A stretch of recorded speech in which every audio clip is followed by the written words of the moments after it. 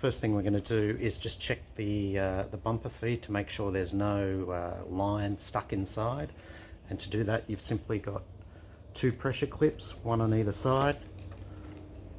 You push them in, removes the retainer, and then you can have a quick look around to make sure there's nothing else stuck in there. Once that's clear, simply put the retainer back on, push down firmly. Now what you want to do, you've got two indicator lines here on the central of the head, and two lines there on the retainer. You simply want to line them up, and that's going to allow you to feed the line directly through the head. Now you want to grab about 4 or 5 meters of line. This is 2.4 millimeters thick. You'll find if you go any thicker that you won't be able to rotate it around the bumper head. If you don't want to tape measure, you simply do a couple of arm lengths, fold it in half and trim the end.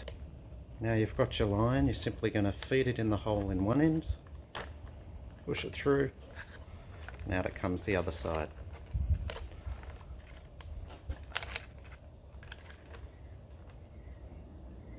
Pull it through so you've got an even amount on either side.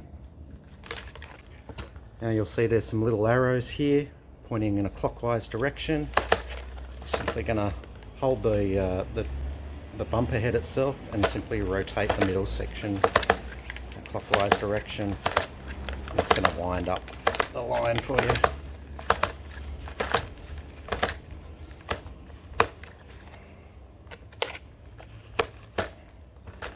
And you're ready to rock.